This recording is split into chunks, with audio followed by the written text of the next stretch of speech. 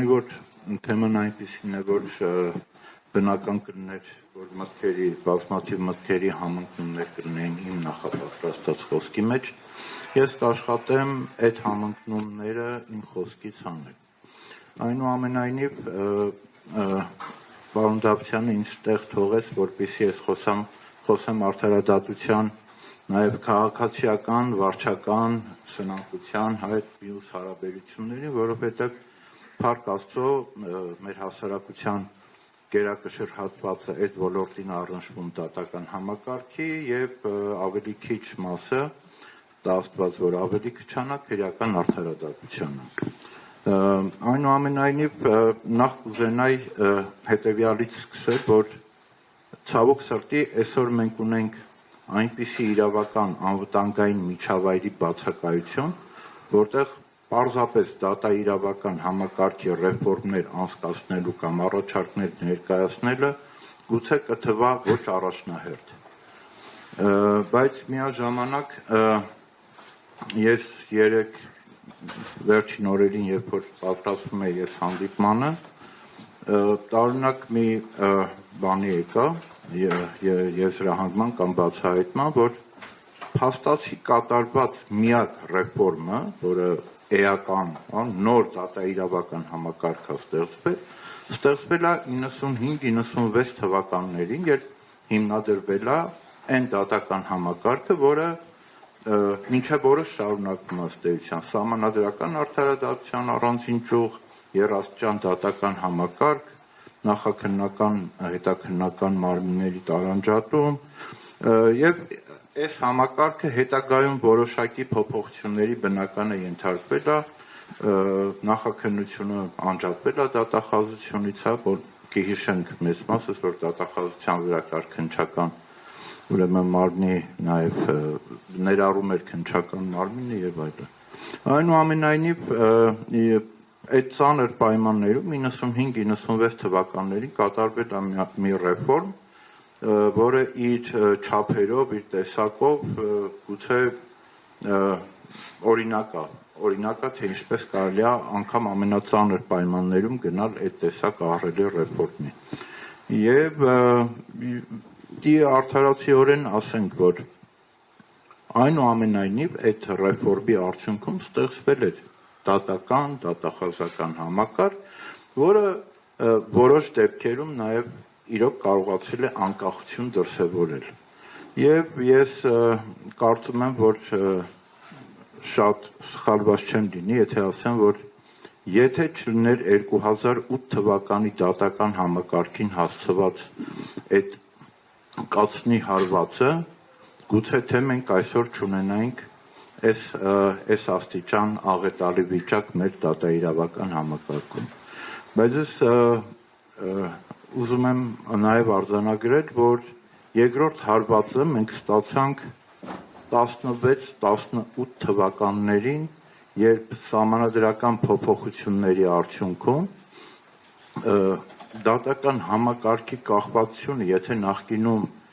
գործադիր իշխանությունից էր, ըստ էության մենք դատաիրավական համակարգը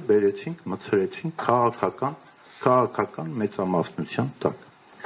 Եվ այսօր տեսեք, վճռաբեկ դատանի դատավոր, սահմանադրական դատանի դատավոր, ԲՏԽ անդամ, այս բոլորը ոչ միայն գործադիրին պիտի հաճո լինեն, նաև հաճո պիտի լինեն քաղաքական մեծամասնությանը։ Ասենք պատգամավորի, որը եթե դատարան բառը ուզենա գրի, կներեք, բայց 3 տառասխալ կանի։ Եվ այդ պատգամավորները այսօր ընտրում են մեր դատաիրավական իշխանության այն բարձրագույն մարմիններին։ Այսինքն մենք երեք երբ որ քննարկում ենք այս առաջարկը, իսկապես գուցե պետք է բերել քաղաքական ուժերի պատասխանատվության տակ դնել, որ հետո այդ քաղաքական ուժն էլ պատասխանատու լինի իր ստեղծած դատաիրավական։ Ոչ թե մի քաղաքական ուժի մեծամասնություն որոշի այդ դատական համակարգի արդյունավետ գործունեությունը։ Իսկ այս պարագայում, երբ որ մի SMS-ով անկախ դատական, ամենաբարձր դատական մարմնի ղեկավարին տուն են ուղարկում, այստեղ արդեն ընդհանրապես դատաիրավական համակարգի անկախության, այս քաղաքական համակարգի մի մասը։ Պիտի արձանագրենք այս փաստը եւ այդ փաստից ելնելով պիտի հասկանան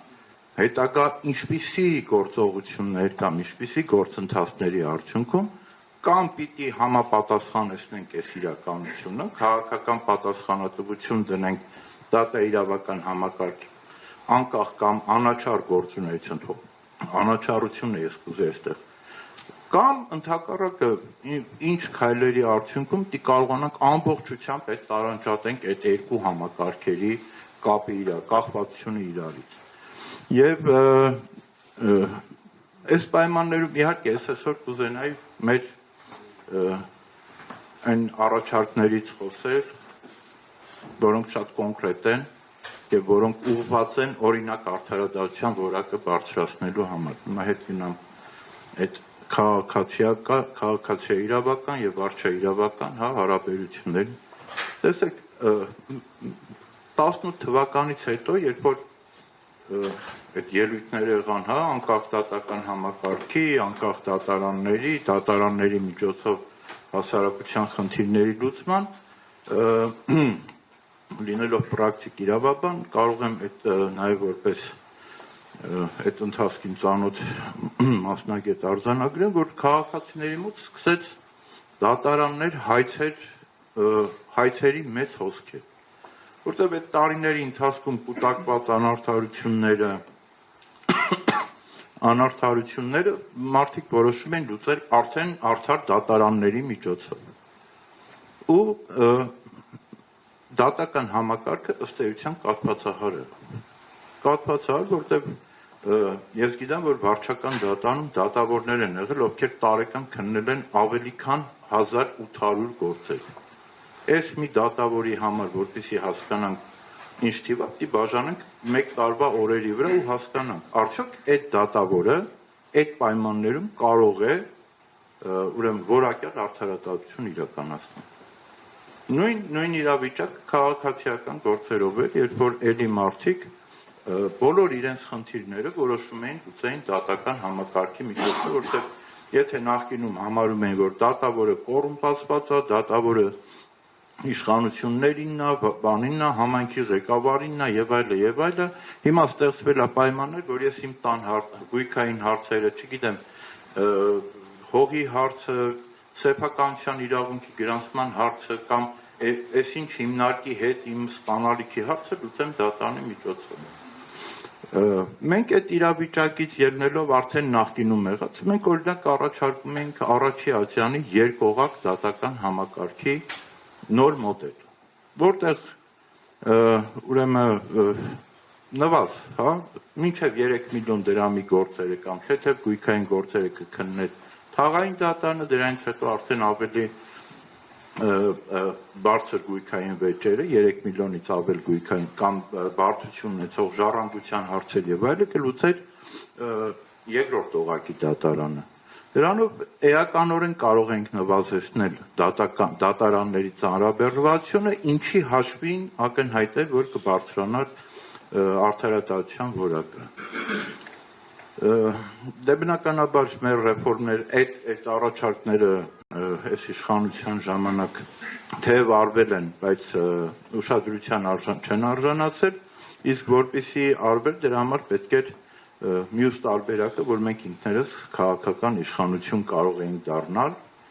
եւ այդ բարեփոխումները անցկացնեինք։ Ինչ արեցին 18 թվականից հետո գործող իշխանությունները։ Որոշեցին, որ վարչական բարույթները վարչական դատարանի գործերը թեթևացնելու համար որոշակի քայլեր ձեռնարկել։ Ես խնդրում եմ հիմա կարծում եմ մասնագետները կան դահլիճում, բայց այդ զավեշտը ուղղակի եթե չեք դիմանա, կարող եք ծիծաղել։ Ասեցին, պիտի վերադասության կարգով բողոքարկվի։ Բողոքարկեցինք վերադասության կարգով ստանդարտ պատասխան ուղարկեցին, նույն հայցերը ուղարկեցինք վարչական դատարան։ Առաջ էր 1000 հայց քննում է դատավորը, հիմա էլ 1000 հայց քննում։ Բայց այդ հայցի հետ մի հատ էլ քննում է այն վարույթը, որը ոստիկանությունում տեղի է ունեցել։ Այդ շինց ու ինչ-որ արհեստական մի հատ ստանդարտ բանով գնացող վարույթ, գործից ավալ ուժեղավ։ Ասեցին, չէ, լավ, այս ոնց որ չթեթևացրեց։ Ուրիշ բան մտածենք։ եկեք պետական տուրք դնենք վարչական բաների վրա, բողոքարկումների վրա, որը առաջ քաղաքացիները ազատված են պետական տուրքից, եկեք պետական տուրքով ծանրաբեռնենք։ Հետևյալ նախնդիրը, ես 4000 դրամ պիտի պետական տուրք վճարեմ օրինակ, 3000 դրամանոց ակտը բողոքարկելու համար։ Լուծեցին խնդիրը, որոշակի լուծեցին։ Բազմաթիվ քաղաքացիներ ուղղակի դասին տանենք ակտը մուծեն։ Այսինքն սրանով եւ արդարադատության որակը չբարձրացավ, եւ արդարությունը ուղղակի բերեցին հավասարեցին գետնին։ Բայց ես չեմ կարող քաղաքականությունն այս թեման չխառնել իրար այս բանը։ Այս իշխանությունը այլ բան չէր կարող անել։ Հիմա նոր բան են բերել հաշտարարի ինստիտուտը, որը քաղաքացի իրավական որոշ ոլորտներ իբրև թե հեշտացված կարգով քննում է։ Մարդը դիմում է դատարան, ասում է ալիմենտ տվեք, երեխա է պահում, չէ ալիմենտ է ուզում, բաժանվել են ամուսնուց։ Առաջ դատարանը այդ մի կերպ քննում էր 2 տարում տալիս էր այդ ալիմենտը։ Հիմա ասում են, չէ, գնա մի 3-4 ամիս հաշտը, դե պարզ է, մարդիկ համաձայնության չեն եկել, եթե դատարան են գնում։ Եթե համաձայնության գային, առանց դատարանի կլուծեին խնդիրը։ Ասում է, չէ, գնա մի 3-4 ամիս հաշտարարի ինստիտուտում տանջվի, հետո նորից կգաս դատարան, կգաս նորից դատական գործերի քանակը չքչացավ, ընդհակառակը վարույթները ծանրացան, որտեղ հաշտարարի ինստիտուտը մի 50 թուղթ է հավաքում, էդ էլ է ուղարկում դատարանին։ Նաև այս իմաստով եմ ասում, որ մենք այս պահին չունենք իրավական անվտանգ միջավայր, որովհետև այն մարդիկ, ովքեր որ որոշում են դատաիրավական համակարգում խաղի կանոնները, իրենք կտրված են, իրենք չունեն պատկերացում, այդ խորությամբ։ Ես մի բան էլ կուզենա, էլի, առանց անուններ տալու։ Մի հատ հիշեք 96 թվականին ովքեր էին, ինչ գիտնականներ, ինչ փորձով, ինչ պրակտիկ բանով այդ ռեֆորմները անցկացնում եւ ովքեր են այսօր անցկացնում այդ բաները, հա։ Այս մի հատ նայեք այդ սահմանադրական հանձնաժողովի անդամներին, այս մի քանի հատ եղել է։ Մի հատ նայեք այդ մի փաստի մասին կուզեի ասել, որ այդ քրեական դատավարության, հա, որ պարոն Դավթյանն ասում է, շատ բաներ ձևական բնույթ են կրում։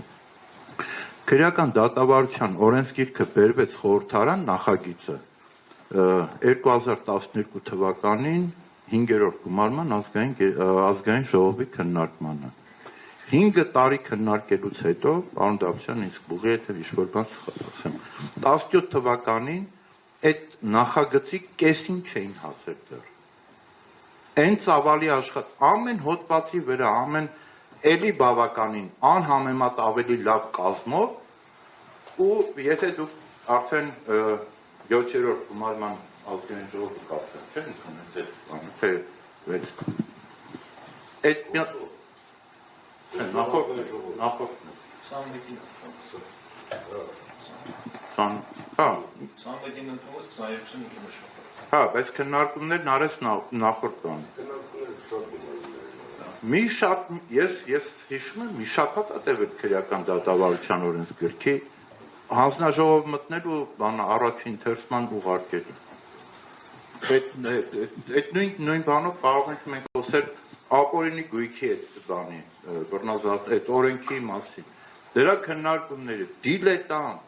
առանց մեջը մտնելու, առանց խորանալու։ Ես ձեզ մենակ մի հատ փաստ ասեմ։ Օրենքի նախագիծը մտել են հանձնաժողով պետաիրավական քննարկման։ Նախագծի մեջ գույքի արժեքը եղել է ուրիշ բան գրած, բայց քանի որ մինչև նիստը սկսելը մենք ասում ենք, որ չի կարելի այս արժեքով մտցնել, այս բոլոր քաղաքացիների վրա գրեթե այսօրվա անշարժ գույքի գներով դուք տարածում եք, նախագծի մեջ ուրիշ թիվ է գրած եղել, նախագիծը ներկայացնելուց բանավոր վերջի պահին հասկացել են, որ չէ, այս թվով պետք չի անել։ Մտել են ուրեմն օրենքի քննարկման այլ թիվ է հրապարակել, մենք նստած զարմացել ենք, այդ երբ գրիչով անգամ չէր հասցնի փոխել այդ բանը։ Հիմա այս միջավայրում մենք ես կարծում եմ, որ դատաիրավական ռեֆորմներից առաջ այլ շատ ավելի կարևոր ռեֆորմներ են անհրաժեշտ, որովհետև այս միջավայրում մենք չենք հասնելու ոչ արդարադատության որակի բարձրացում, ոչ դատաիրավական համակարգի անկախության մասին ընդհանրապես ակնհայտ է, որ խոսելը ուղղակի ծիծաղելի է, երբ որ Գիտեք, մենք 2008 թիվ տեսած մարդիկ ենք։ Մենք գիտենք ոնց է քրեական այդ գործերը կարվում։ Մենք տեսել ենք, թե դատարանը ոնց է քննում։ Բայց ուղղակի ակնհայտ տեսանյութը կա, 3 հոգի կանգնած հանգիստ զրուցում են, առանց վեճի, առանց որևէ բանի, 5 րոպե հետո այդ 2 հոգուն կալանավորում են ընտրական իրավունքին խոչընդոտելու հոդվածով։ Այս արդեն ակնհայտ է, որ մենք գործ չունենք ընդհանրապես համակարգի, ընդհանրապես օրենսդրության։ Հիմա օրենսդրությունը, պարոն Դավթյան, ինչքան էլ լավացնենք, միևնույնն է, այդ սուտ մատնագրի վրա քաղաքական նպատակներով, քաղաքական դրդապատճառներով մարդկանց ձերբակալելը, կալանավորելը ու դատարան տանելը, մեղքը ուրեմն ճանաչելը եւ հաստատելը եւ դատապարտելը, այդ դառել է այս համակարգի համար սովորական, չգիտեմ, առօրյա մի հատ կենցաղային բան։ Այնպես որ իհարկե մենք դատաիրավական ոլորտ երբ որ այլ միջավայրում կլինենք, ամենակարևոր խնդիրներից մեկը լինելու է արդարադատության որակի բարձրացումը այն աստիճան, որ արդարությունը չոտնահարվի այդ հասարակության մոտ, արդարության եղած արդարությունից ինքը բավարարված լինի։ Բայց ամեն դեպքում գտնում եմ, որ մինչև ցավոք սրտի արդարադատության հիմնախնդիրներին անդրադառնալը մենք ունենք իրավական անվտանգ միջավայրի ստեղծելու խնդիր։